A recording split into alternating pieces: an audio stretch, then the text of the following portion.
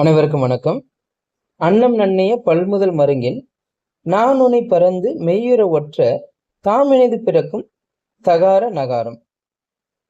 இந்த நூற்பா த ந ஆகிய இரண்டு எழுத்துக்களுடைய பிறப்பு தொடர்பாக விளக்குகிறது.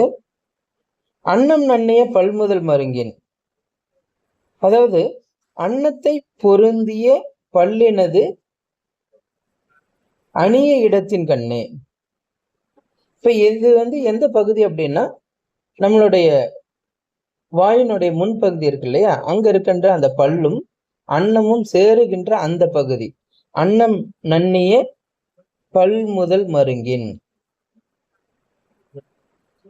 இத அணிய இடத்தின் கண்ணே அப்படின்னு எதை சொல்றாங்க அப்படின்னா, நச்சினார்கள் அது கொஞ்சம் தெளிவா சொல்ற, அடியாகிய இடத்தே, அந்த பல்லும் அன்னமும் சேர்ந்து வருகின்ற அந்த பகுதி இருக்கு இல்லையா, அந்த அடிப்பகுதி, அந்த இடத்துல நானுனி பறந்து மெய்யுற ஒற்ற, நாவினது அந்த நுனி இருக்கு இல்லையா, அது சென்று மெய்யுற ஒற்ற.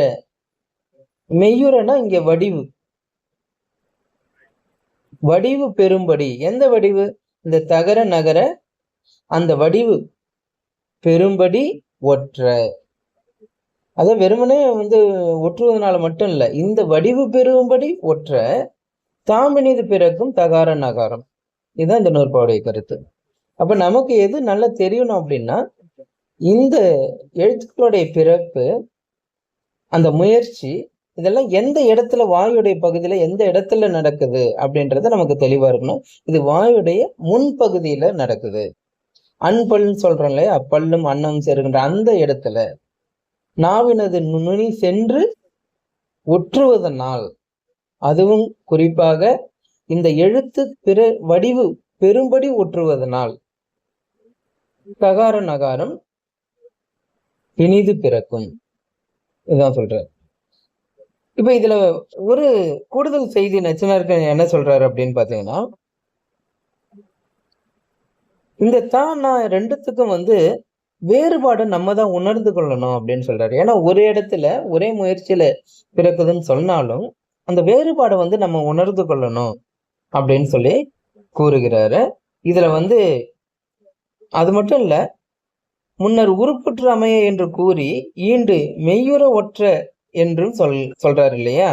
அதனால அது மூலியமா நம்ம என்ன தெரிஞ்சுக்க முடியுது அப்படின்னா, இந்த உருப்புற்றமைன்றது எங்க வருது அப்படின்னு பாத்தீங்கன்னா, பிறப்பியலுடைய முதல் நூற்பாண்டு நம்ம படிச்சோம் இல்லையா, உந்தி முதல முந்து வழி தோன்றி, அதுல உருப்புற்றமைய நெறிப்பட நாடி எல்லா எழுத்தும் சொல்லுங்காலை அப்படின்னு வரும். பிறப்பின் ஆக்கம் வேறு வேறு ஏல அப்படின்னு அங்கேயே சொல்லிடுறாரு.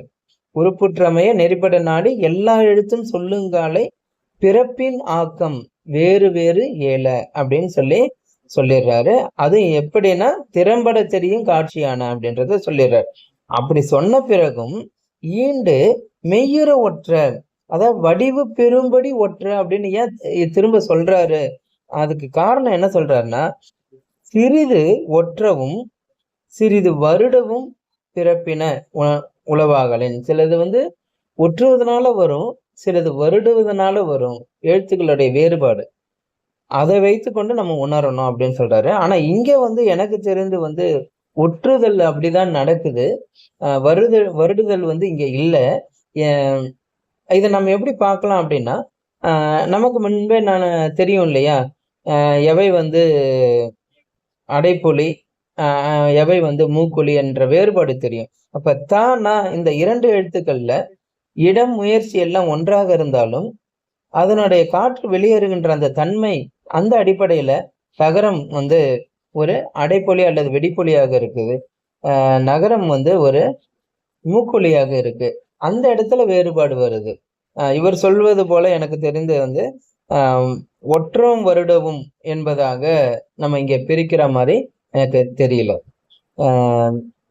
வேற ஏதாவது ஐயம் அல்லது உங்கள் கருத்து மாறுபாடு இருந்தா கண்டிப்பா பதிவு செய்யுங்க. கண்டிப்பா நம்ம அது தொடர்பாக மீண்டும் விவாதிக்கலாம். இது வரைக்கும் புரிஞ்சிருக்கும்னு நினைக்கிறேன். நன்றி, வணக்கம்.